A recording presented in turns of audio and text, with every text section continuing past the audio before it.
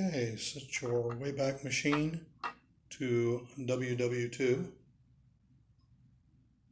Like many other publishers in the comic book industry, Marvel couldn't resist getting in on the patriotism of World War II and did many stories in the golden age of comics featuring this team of Submariner, Captain America, and the original Human Torch, along with their sidekicks Toro and Bucky. In 1975, this is June of 1975, they decided to go back to that well and start telling stories again featuring these same characters from World War II in all new stories. So this is actually the first Bronze Age appearance of the Invaders.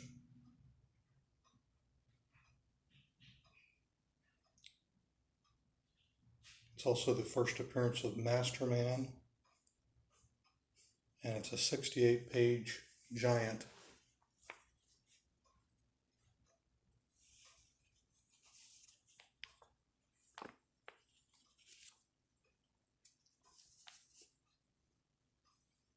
As we look at that Frank Robbins and Vince Colletta art,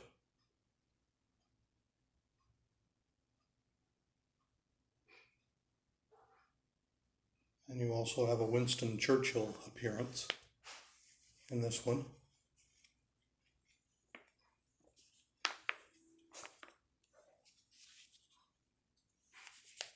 Kind of a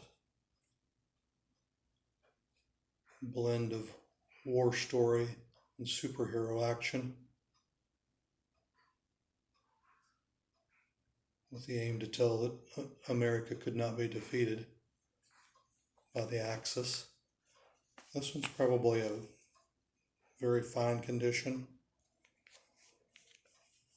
A little bit of a crinkle in the cover here,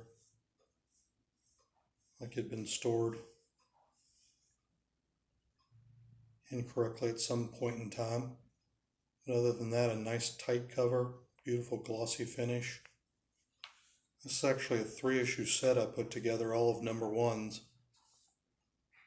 From there, we go into the regular series, Invaders number 1. This is for a couple months later in August of 75. This one's more of a near minus condition. Kind of an uneventful back cover, but it's nice and clean and white.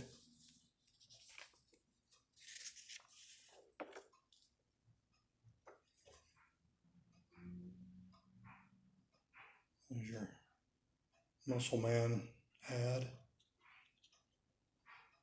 and your splash page.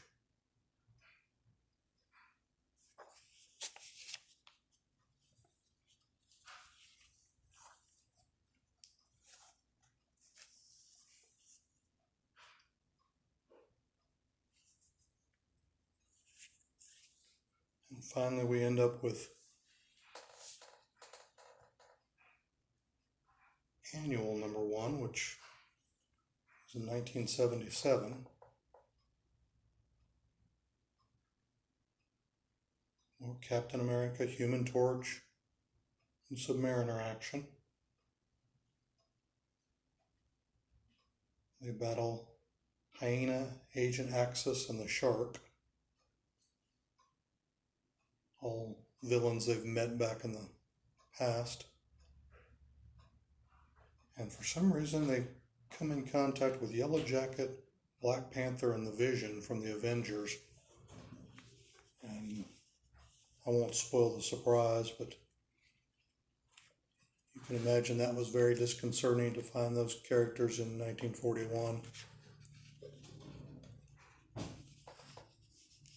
Look at the interior art. Captain America always using his shield, and the original Human Torch, who's an android, actually, if you don't know that fact. at this time.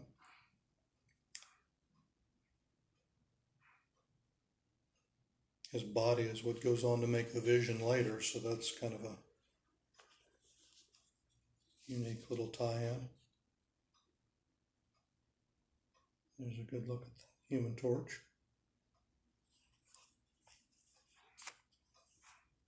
This one's a really nice condition book. Somebody evidently stacked them a little too high at one point, so here on the square bound edge, the very top of it, has been flattened, so you can see some of the square bound edge that's supposed to be on the side here at the top, but still a pretty good condition book.